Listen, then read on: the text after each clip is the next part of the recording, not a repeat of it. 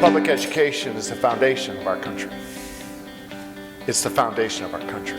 But for all of us in this room, this country has given the sole responsibility for educating all children in no matter what circumstance to get them to new places.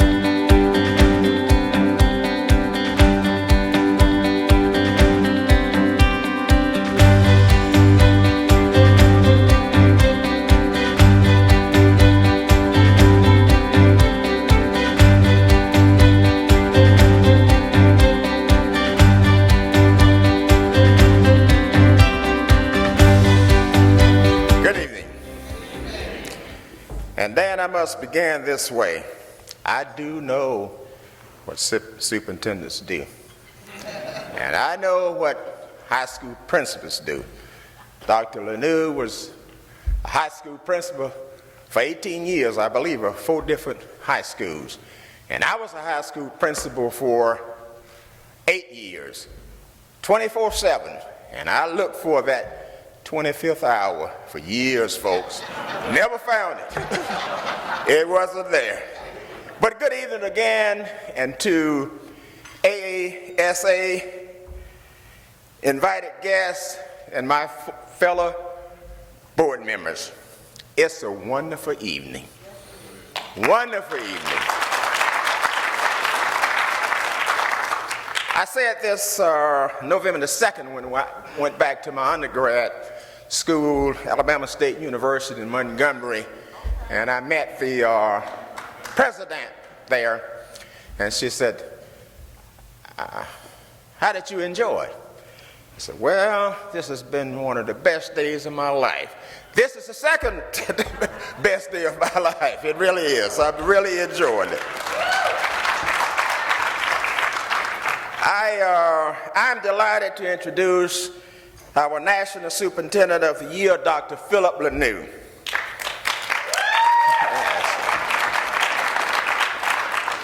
He has proven track record in leading school reform and building a positive community school relationship.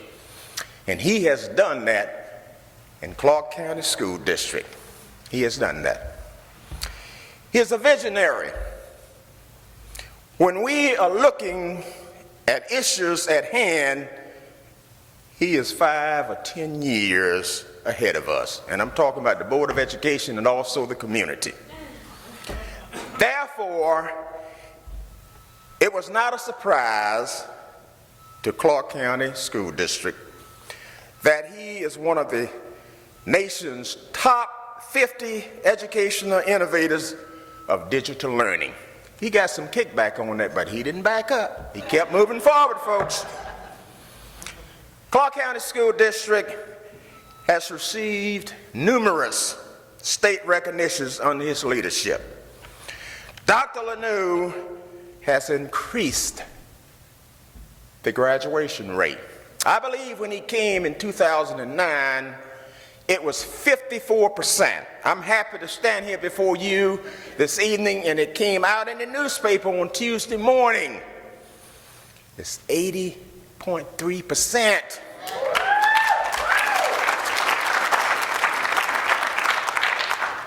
Higher than the state average, and the state average is 78%. 78%. And the reality of all of this, Dr. Lanou is a me-I superintendent. He's a me-I leader. Now allow me to explain to you what's a me-I superintendent, what's a me-I leader. He's a motivator. He's a mover and a shaker, an encourager, and he also is an inspirator. He inspires his staff, he inspires teachers, and most important, he inspires students. Me-I. Remember that. Now, I want to say to you, Dr. Lanou didn't do all of this alone. He's married to a wonderful wife.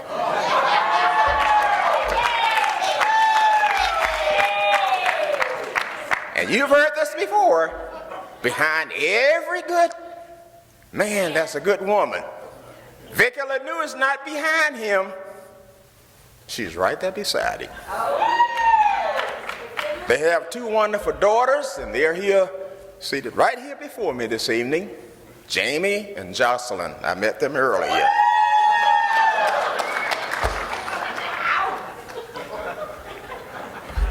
At this point, all rise, please. All rise. I present to you the National Superintendent of the Year, Dr. Philip D. Lanou.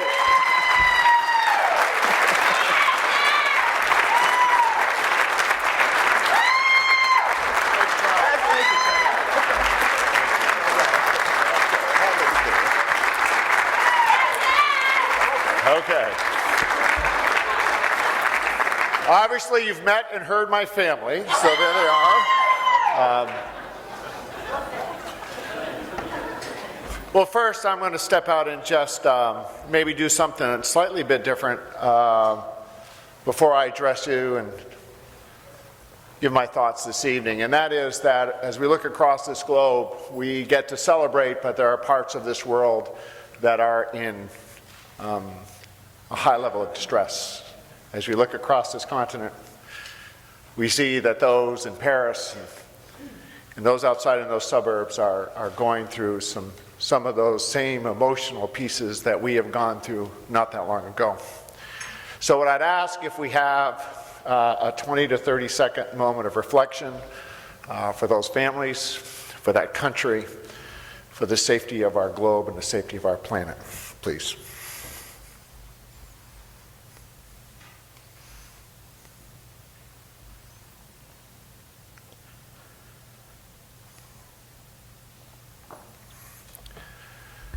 Thank you.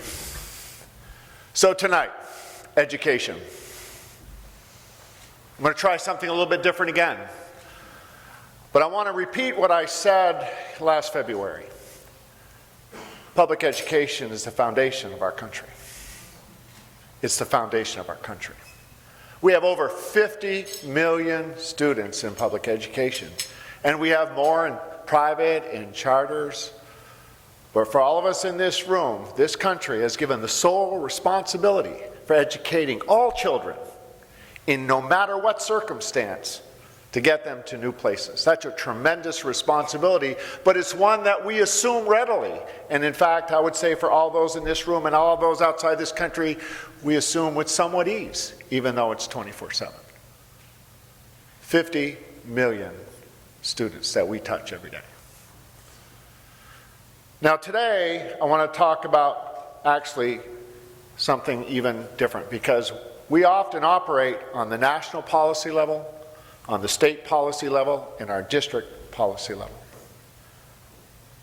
And I want us, hopefully, as we leave tonight, and it'll be a precursor for what we'll do on Thursday, is that we really think closely of why we do what we do.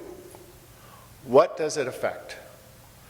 Now, for our teachers, I asked them to ask several questions before the beginning of school, and I'm going to pose the same set of questions to superintendents. When we make policies and when we make decisions, the first question that we have to have goes right to a face in our classroom, and the first question is, who do you see? Who? Who do you see when I make this policy? Who do you see when I make this? Who do you see when I put this in place? But the second question becomes more important. Is who I see, does it differ by the way I look, by the color of my skin, by the language that I speak, by the clothes that I wear, by the family that I come from, or the family that I don't have? And if that differs, I will say to anyone point rank, we need to get out of the business. As Ernest, my good friend, would say, you need to go to the house because it's not here anymore. So what I want to do today is, as we make these large-scale decisions, think about this. Draw a line from that decision to that face, chair sitting in that seat. And for us here, that's 50 million lines. 50 million faces when we make policies that we impact. Now let me share with you that I think we've done some great work, but we got a lot of work to do. We've got a lot of work to do. There are still children and young adults in our systems that are still marginalized. We may have brought equal facilities, we may have brought equal money, but have we brought equal opportunity? I would say no. And that's where our work lies. So now we think, when we make that policies, what does it impact in that classroom? I want to go through at least what I think is my list.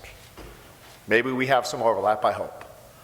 The first thing that we have to do in that line when we build that classroom, first and foremost, it's not a test score. It's trust. Do our kids trust each other? Do our kids trust their teachers? Do our parents trust their teachers? Do our parents trust their schools? Does our community trust what we do? If nothing else, all that we do ought to first be fundamentally premised on trust. The second, actually there's no order, so I just want to show these are not ordered. The next, though, is advocacy. Who are our children? Do we truly advocate for every single one of them when they come into our school building? And what I would say is, and I've said this right from the beginning, is I'm not going to begin to blame the constructs of our community until we get it right when kids walk through our classroom doors. Because guess what? In that teaching moment, you can fracture it in like a second if you don't get it right. So for us, the superintendents and policymakers and rule makers, we have to get it right every day, every minute when you come in our classroom. And until we do that, we can't blame you can't blame anyone, ourselves. That's our work. The next is teachers. Teachers are incredible. We have to support our teachers. They do phenomenal work. I had the opportunity, by the way, to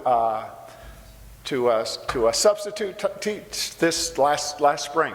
Decided teachers they had perfect attendance. I give them the day off, and I took their place. I just want you to know that I was a biology teacher. I taught 7th grade science on the last day of school, osmosis and diffusion.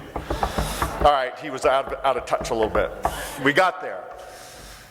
But what I learned during that day, that you're not going to define in the mechanics of teaching, but it's in fact the heart of teaching.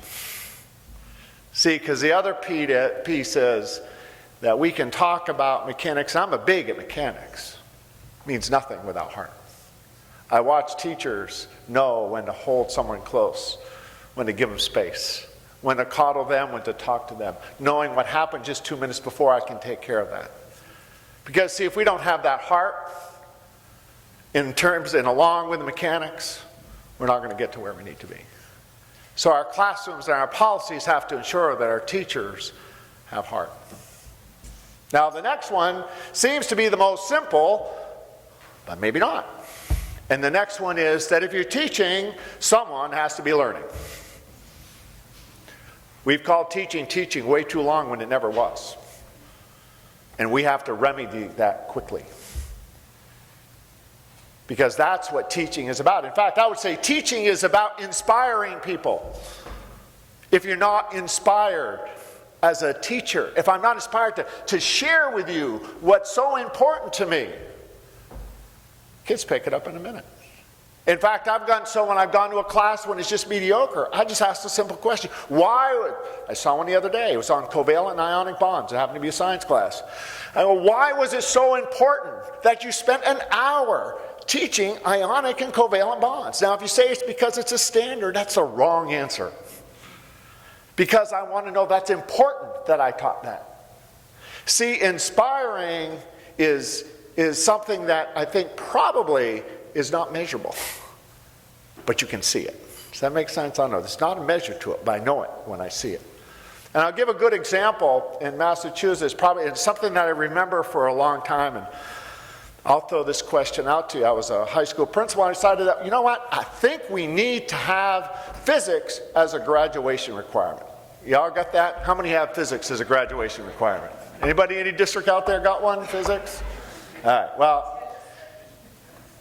what do you think most people would say? I said, well, I'll go ask the physics teachers. What do you think most teachers would say if you say, kids could teach physics? What would they probably tell you? Not so much, right? Oh, not all kids can take physics, right? They don't have the math, they don't have this, they don't have that. So I asked these physics teachers, actually 4 were PhDs in physics. I said, what about this? You know what they said to me? I said, listen, Phil, he says, if you give us an opportunity to teach all kids something we love and are passionate about, we'll make it happen. Isn't that what it's about? Isn't that the heart and soul of teaching? Is to be able to take something that you're so passionate about and share it. Which brings to mind another piece, and that is that we have to take risks with our children. How many times do we say to kids, take risk with your lives and put barriers down in front of them? You don't have the grades to get that next course. I knew they couldn't get there, that's why, or if you put them in there, I'm going to watch them fail, or going to watch them not succeed, and then say, I told you so. This is why I say every day, we ought to take risk with our children. If the adults can't take risk with our children, we can't expect our children to take risk. So if we go back into the classroom, begin to ask yourself, how do I move kids to another level? Why? Because I have to take risks. Why? Because I'm an adult. That's what I'm supposed to do. But we don't always. We have to change.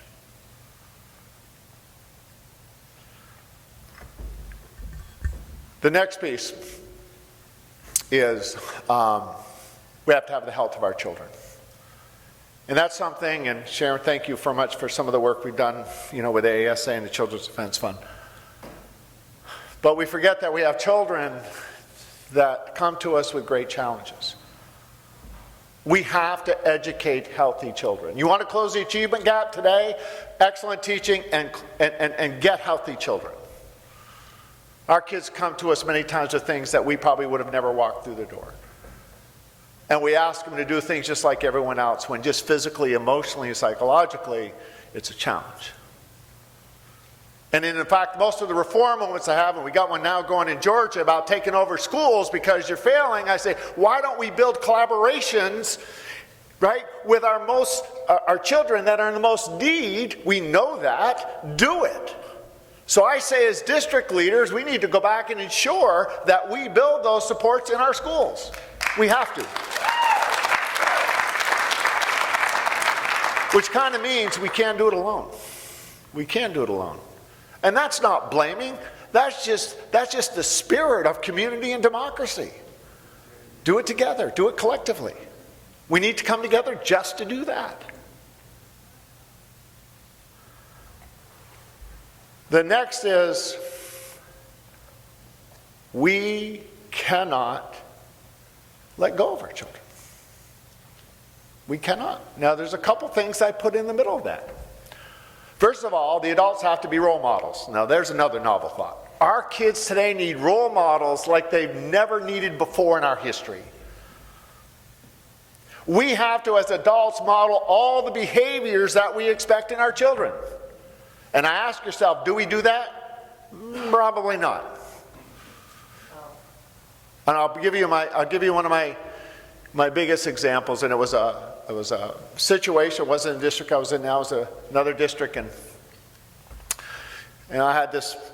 It was a teacher that was angry at a student. I think it was a first year, as a substitute. I don't know. I couldn't remember. But this young man was outside, and she kind of had that. She was telling him something. And so I asked her to go back in the classroom. I was an area superintendent, and I turned to this young man, asked what happened. And he said, I didn't give a name. I said, well, probably not a good idea. He said, I got it. Okay. But I went to the teacher, and I just asked one question. I said, please tell me, what are you going to say to that 14-year-old when they ask, when can I act like you? When can I act like you? And if it's because I can act disrespectful or not model it because I'm a teacher, because I'm 18, because I'm a parent, that's not what they're seeking. So in our schools, we have to make a priority to model everything that we do as adults. Because kids are watching. They see all kinds of things everywhere, but in their schools, in the flesh, in person, they're watching. We have to go back and make sure that we model that. Now, the last piece I had said is that we have to hold on. And I think this is probably the biggest thing in public schools that we have to do today. And that is, when we look at our most marginalized children, we have to hold on so tightly. So tightly. Because let me just tell you something. When we let go, they're gone. When we let go, there's no one left. If their teacher in their school can't be their last advocate to hold on to them, who's left? That, my colleagues, is our job. That is our primary responsibility, is to hold on to our children, because if we let them go, they're gone. That's why we make the policies that we do. We make the policies because our goal is to take kids to a place they never thought they could be. Our goal in public education is to take kids where they never thought they could be. And see, the question here isn't college or not. It's absolutely irrelevant. Our kids have to have choices. They know they're going to have to learn when they leave high school. And I tell people, all the ones that say, all kids can't go to college, and I ask them, where do your kids go? They go to college. And you know that all too well. Our kids need choices. But public education is the foundation of our country. And here's what I would say, is the foundation for the children in America. Because if we're not here, I don't believe people would be hanging on tightly the way they do. That's what I think. Policies, think about that. Policies, regulations, draw a line. 50 million lines. 50 million faces we're hanging on to. And we have to do that deliberately. We have to do that with heart. We have to do that with talent, with tenacity, in a way to never give up. So as we move forward as superintendents, I'm going to phrase something that was given to me when I became superintendent, and it was a military term. It was Jim Sims, you know them, and he handed in, he gave me a baton, and he said, Phil, go with Godspeed. What I mean by that, we are going at Godspeed, and we have to continue just to do that, because that's the work that we have to do, and it's changing that quickly. Please know that I am proud to be a superintendent in public schools. I'm honored to be a superintendent, just like you are. To be given the opportunity to do what we do and to change systems, it's a heavy burden. Public education is a heavy burden in our country. But God, it's the right work. And we know it is. So with that, I want to thank my colleagues.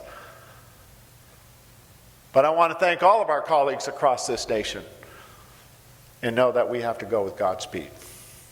Thank you.